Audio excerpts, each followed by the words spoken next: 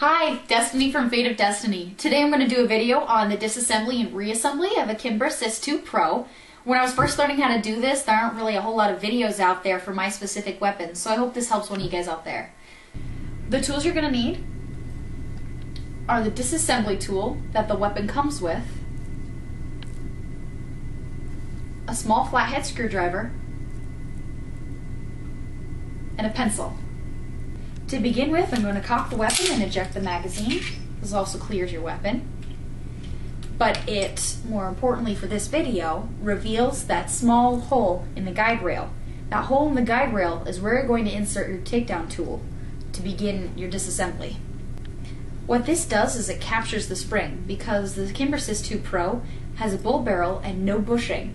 So in order to keep that recoil spring from flying around and activating the slide, is that little pin that keeps it trapped. From here I'm going to decock, and then I'm going to line up this small disassembly notch with the slide stop pin further on down on the frame. Once you get that aligned, you're going to push the pin through. Sorry interwebs, you don't give my guns numbers. You're going to put pressure on the backside of this pin so that it comes up. If it doesn't come up easily, you know your slide isn't aligned properly, just take a second and readjust it, because it shouldn't be a difficult part of the disassembly process. The next step is the slide is ready to be removed. So you just push the slide forward off of the frame.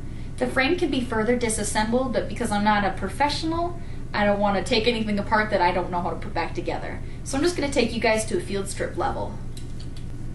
You can now remove the recoil spring. So you can see our nice little tool in there is keeping that spring activated, but it's captured, so it's not going to cause you any problems. Now you can remove the barrel, and now you have a field strip weapon. You're ready to clean it or oil it or both.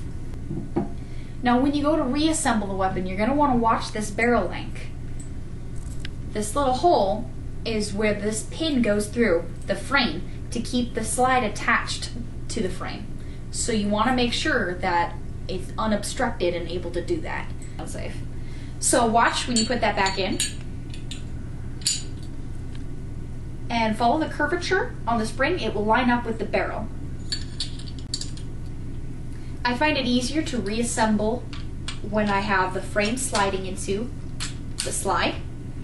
And then I use a small screwdriver to readjust that barrel link so that I know when I go to put the pin in that it's already going to be in the right position. This is the tricky part. You see that nasty little bitty plunger? Nobody ever told me about that little bitty plunger and how much of a beast it was going to be to try and use it to reassemble the gun. This is where the screwdriver comes in. So I'm going to show you how I manage that plunger as I'm putting the pin back into place. First, I need to move the slide so that the disassembly notch is aligned where it was in the initial disassembling of the weapon. So I want to make sure that my slide is perfectly aligned, and every time I move this pin, I am going to pick it up first and then place it down where it needs to go. That way I don't get that scratch. Be careful when you're using this screwdriver, because you will cause scratches in the weapon if you're not careful with how you manage it.